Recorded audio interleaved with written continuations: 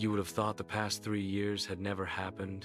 The way my sister Khadija breezed into the family shop and stood beaming at me, radiating that glow that comes from knowing someone is surprised and overjoyed to see you. Like a good Muslim woman, her hair was tucked under a blue chiffon scarf. She wore a delicate peach lipstick, but her legs were bare. She had discarded the traditional trousers Muslim women wear with a dress. Looking at her, standing there, not attempting to hide her delight at surprising me, nor her own joy at seeing me, I marveled at all she had forgotten. After several minutes delighting in the joy of that meeting, her voice burst from her, as if a hand clamped over her mouth. The past 3 years had just been removed. "Kaltoum," she said, stepping forward to embrace me. Without thinking, I sidestepped, moving out of her reach. She knew I was never any good at pretending to be civil or courteous. Social niceties were never important to me. Khadija knew that. Safely behind the counter, I made a pretext of flipping idly through a magazine, the way I would have done if there was no one in the shop with me. I have to say this for Khadija. She was blessed with humility. She stepped up to the counter, folded her arms across the top, and began speaking spontaneously about how wonderful a man her husband was, how beautiful their baby looked, how homesick she was for us, New Year's picnic at the beach, how she missed the things we took for granted, and how she missed me more than anyone else. It failed to move me. I felt as cold towards her as the last kiss I gave to anyone. Her hands resting easily on the cold glass counter were like a bird's wings, relaxed, yet with the potential for unimaginable flight. I could see those hands running across the keyboard, typing, playing the piano. Those hands had given her freedom. In doing so, they destroyed the people we loved. These feelings Khadija seemed not to share. She was insensible to the hurt I felt. She rambled on. The details of what she said I do not even recall. I was determined to meet her lack of sensitivity with a show of disinterest. Out of boredom, I repeatedly glanced at my watch. This did not ruffle her. Finally, I turned my back on her and began weighing out bags of sugar. Our shop was small. There was one door, just one glass display case, and standing all around the floor space were sacks of rice, sugar, and flour, propped up against drums of spices. Without asking, Khadija came around the counter and began to help me, still talking without interruption. I could not tolerate the natural way she did this, as if she still belonged with us, as if she had done nothing to hurt us, as if her bid for freedom had not destroyed our family. So, I pushed her away. I pushed her away, without malice, without calculation, without thought of the consequences. It was like spontaneous movement to brush aside the horror of one's other self. It was as I pushed violently away and she reached out to stop herself falling that I noticed how much she resembled our dead mother. For a second, I thought it was my mother I had struck. Khadija had finally stopped speaking. She was looking at me with a kind of waiting apprehension on her face, as if she expected me to follow through with a slap to the face. But the shock of seeing the resemblance unnerved me. We only stared at each other. She had no way of knowing what I was thinking. I expected her, then, to draw herself up and walk out of the shop, perhaps forever, the way she had walked out of our home 3 years ago. But 3 years ago, there was no cause for pride. 3 years ago, I had wanted her to go for the disgrace she was bringing to our family. Yet I begged her not to go, thinking we could avert the gossip and shame. But now, I did not want her to go. I wanted to stand looking at her face, noting the eyes, the brow, the mouth that was so much like our mother's. And it seemed ironic that of all of us, she should be the one to remind me of our mother. Instead of saying that to her, instead of reaching out to hold her, of sharing my grief with her, I reached up and pulled down the blinds in the windows, switched off the lights, and moved to the door with the keys in my hand. Love is a funny thing. Khadija, her face softened, smiling and vulnerable, said, I'll visit you again, Kaltoum." Then she left. Over the past year, she had been calling at our home daily, without fail, knocking at our door, waiting like a stranger for someone to answer, smiling sweetly at whoever opened the door, asking if she could visit us now. Now our parents were dead, just the way a stranger would have done. And throughout that year, we had quietly shut the door in her face, as if we were strangers. Each of us, her brothers and sisters. It was the most natural thing we ever did. The family had not discussed any plan of action. Each of us, when faced with Khadija standing at the door, felt we could do no more than shut it in her face. It was not that we could not forgive her for wanting the right to choose whom she should marry. It was the consequences of that freedom we could not forget. Our parents died within months of each other. Give Khadija her due. She was an intelligent woman. It seemed a shrewd thing for her to turn from vising our home to visiting the family shop. And, to her credit, she made no pretext of having come to buy anything. The family still refused to speak to her, some of us showing more hostility than others.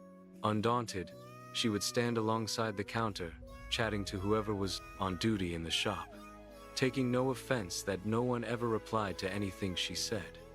Instead, she conversed with herself, replying to the questions she posed and the remarks she made, and the conversation developed a style of its own. I had been closest to her, and I was now the obstacle to the rest of the family, forgiving her. If I relented, Khadija must have known. The rest of the family would welcome her home, since I was the eldest. Believing this, she concentrated on visiting the family shop when I was there. This happened to be on Fridays. Our brothers were at prayer. When I realized that she was coming regularly to the shop while I was on duty, I, in turn, developed my own style of defense. With meticulous attention to detail, I dusted the counter, swept the floor, polished the priced glass case, weighed out bags of sugar, rice, and flour, while she conversed out loud with herself in her light-hearted, superbly acted way. I ignored her for varying moments of time until I reached for the window blinds, the light switch, and the keys. At this stage, I would lock up the shop. But one day, as if in a trance, I reached for a fistful of sweets, placed it in a paper bag, and shoved it into her arms as they lay folded across the counter. Khadija stopped speaking. Her face softened. Quietly, she closed her hands around the bag of sweets and left the shop. It was several weeks before I could bring myself to tell the family. They were astonished, my brother Abdul especially. "A bag of sweets?" they asked incredulously. "Cheap sweets," I replied in an offhand way, my voice sounding flat, final, while I was cruelly delighting in the effect I was having on the others. They questioned me, registering their disbelief.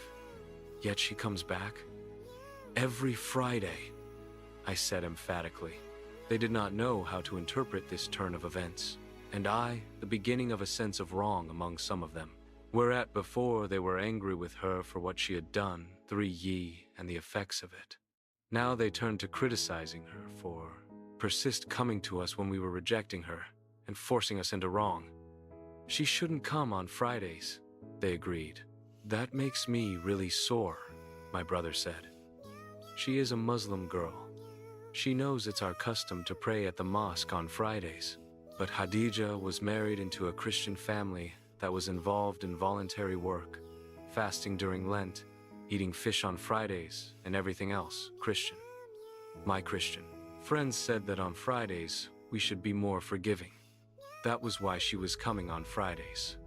Abdul would not believe me. "A bag of sweets?" he kept repeating. "You're sure about that, Kaltoum? A bag of sweets?" "Sure, I'm sure. Cheap sweets. You're pulling a fast one on me. Why a bag of sweets? Why not fruit? Or sugar? Flour? If you're weighing the stuff? It's what you do to a child, isn't it? To get rid of it? You give it a bag of sweets. She would leave in time," he said. I knew he would have forgiven Khadija the very day she ran away to marry the Christian boy. But he had to take his cue from our parents. It's like you would insult someone. Listen, you know that rich family who live in the valley? They're very generous to everyone, aren't they? But do you know what they do to someone who has spoken ill of them and then has the cheek to visit? He did not know. They dish up some food in a bowl, wrap it in a cloth, and give it to the visitor. What does that mean? It's to say we will not eat with you. Eating with people is a big thing with us. The visitor goes soon after. I can see you want to make Khadija feel cheap. But why does she come back? She doesn't take the insult. She knows I want to make her not to come back. But she wants to come back. Like a woman when she loves a man who beats her up. After each beating, they make up. She forgives him. She makes excuses for why he beats her up. She says he is possessive. She says it's because he loves her but can't control his jealousy. We sat pensively for a while. Perhaps it's guilt, he whispered. Guilt? I asked angrily. Whose guilt? My guilt? It's got nothing to do with me. I'm only a sister. It's what it did to. With her being the youngest sister, you were close to her. You think I was jealous? No, but she might have told you. Instead of you finding out with all the rest, you were hurt. Maybe so. You must have been terribly hurt. I was silent. It isn't as if she turned Christian. She just married one. It might have been better if she had, he said. Turned Christian? I think turning is worse. Much worse. Think how you'd feel. Poor Khadija, he said. Yes, now they don't want her, and we don't want her. She should have turned Christian, he said. You think if she turned, they will treat her any different? Christians are funny people. If you throw your lot in with someone, it's no good keeping something back. She should have turned, he said. No, then we could never forgive her. She'll stop someday, he said. Yes, one day she won't feel to come. Still, I wouldn't come Fridays. I wouldn't come at all. But a bag of sweets, Kaltoum? Cheap sweets. I can still see her face when I close my eyes. Her lips softened, just for a second, before she regained control. One Friday, Khadija did not come into the shop, although I waited for her past closing time.